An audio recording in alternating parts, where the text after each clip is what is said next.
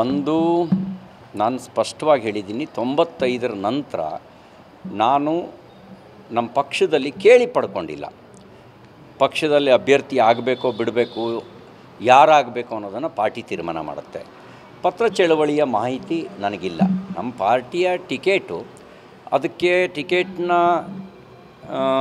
ಕೊಡುವ ಮಾನದಂಡ ಬೇರೆಯೇ ಇದೆ. ಈಗಾಗಲೇ ಭಾರತೀಯ ಜನತಾ ಪಾರ್ಟಿ ಕಡೆಯಿಂದ ಇಂಟರ್ನಲ್ ಮತ್ತು ಎಕ್ಸ್ಟರ್ನಲ್ ಸರ್ವೆ ನಡೀತಾ ಇದೆ. ಆ ಸರ್ವೆ ವರದಿಯನ್ನು ಆಧರಿಸಿ ಯಾರಿಗೆ ಟಿಕೆಟ್ ಕೊಡಬೇಕು ಅಂತ ತೀರ್ಮಾನ ಮಾಡ್ತಾರೆ. ಮತ್ತು ನಾನಂತೂ ಆಸ್ಪಿರೆಂಟ್ ಅಲ್ಲ, ಹಾಗಾಗಿ ಪ್ರಶ್ನೆಯೇ ಬರಲ್ಲ. ನಾನು ಭಾಳ ಸರಿ ಹೇಳಿದ್ದೀನಿ, ನಾನು ಆಸ್ಪಿರೆಂಟ್ ಅಲ್ಲ. ನನ್ನ ಹೆಸರು ಹಲವಾರು ಕ್ಷೇತ್ರಗಳಲ್ಲಿ ಕೇಳಿ ಬರ್ತಾ ಇದೆ, ಅದನ್ನು ನಾನು ಯಾವತ್ತೂ 95ರ ನಂತರ ಕೇಳಿ ಪಡೆದಿಲ್ಲ.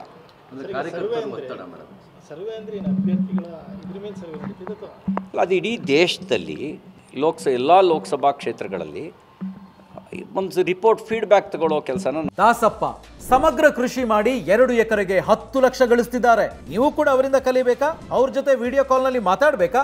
ಈಗಲೇ ಫ್ರೀಡಮ್ ಆ್ಯಪ್ ಡೌನ್ಲೋಡ್ ಮಾಡಿ. ನಮ್ಮ ಪಾರ್ಟಿ ಎಲ್ಲ ಚುನಾವಣೆಗಳಲ್ಲೂ ಮಾಡುತ್ತೆ, ಬರೀ ಲೋಕಸಭಾ ಚುನಾವಣೆಗೆ ಮಾತ್ರ ಅಂತಲ್ಲ, ವಿಧಾನಸಭಾ ಚುನಾವಣೆಗಳಲ್ಲೂ ಕೂಡ ಇಂಥದೇ ಒಂದು ಮಾನದಂಡವನ್ನು ಅನುಸರಿಸುತ್ತೆ. ಅಂಥದ್ದೇ ಮಾನದಂಡನ ಇಲ್ಲಿ ಅನುಸರಿಸಿರ್ಬೋದು. ಇನ್ನು ಪತ್ರ ಚಳವಳಿ ವಿಷಯ ನನಗೆ ಗೊತ್ತಿಲ್ಲ. ಮತ್ತು ನಾನು ಆಸ್ಪಿರೆಂಟಿ ಅಂತ ಇದ್ದರೆ ಧೈರ್ಯವಾಗೇ ಹೇಳ್ಕೊಳ್ತೀನಿ, ನಾನು ಆಸ್ಪಿರೆಂಟು, ನನಗೆ ಟಿಕೆಟ್ ಕೊಡಬೇಕು ಅಂತ ಕೇಳ್ತಿದ್ದೆ. ನಾನು ಯಾವತ್ತೂ ಆ ಥರ ಕೇಳಿಲ್ಲ. ಕಾರ್ಯಕರ್ತರು ಕೂಡ ಸಾಕಷ್ಟು ಒತ್ತಡ ಹಾಕ್ತಾ ಇದ್ದಾರೆ. ಅಲ್ಲ, ಅದ್ರ ಬಗ್ಗೆ ನನ್ನದೇ ಆದಂಥ ಕೆಲವು ಪ್ರಶ್ನೆಗಳಿದ್ದಾವೆ. ಅದು ನನ್ನ ಪಕ್ಷದ ಹಿರಿಯರ ಜೊತೆನಲ್ಲಿ ನಾನು ಮಾತಾಡ್ತೀನಿ. ಯಾರೇ ಆಗಲಿ ಕ್ಯಾಂಡಿಡೇಟು, ನಮ್ಮ ಗುರಿ ಒಂದೇ, ಮೋದಿ ಮತ್ತೊಮ್ಮೆ, ಮತ್ತೆ ಮೋದಿಯವರು ಪ್ರಧಾನಮಂತ್ರಿ ಆಗಬೇಕು. ನಮ್ಮ ಯಾರೇ ಆದರೂ ಕೂಡ ನಮ್ಮ ವಿಚಾರವನ್ನು ಪ್ರತಿನಿಧಿಸ್ತಾರೆ ಅವರು.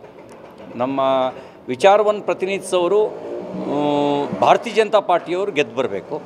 ಬಿ ಜೆ ಪಿಯವ್ರು ಗೆಲ್ಸೋಕ್ಕೆ ಏನು ಬೇಕು ಎಲ್ಲ ಪ್ರಯತ್ನವೂ ನಾವು ಮಾಡ್ತೀವಿ. ಟಿಕೆಟ್ ಕೇಳುವಂಥ ಸಂದರ್ಭಗಳಲ್ಲಿ ಹಲವಾರು ಜನ ಆಕಾಂಕ್ಷಿಗಳು ಇರಬಹುದು.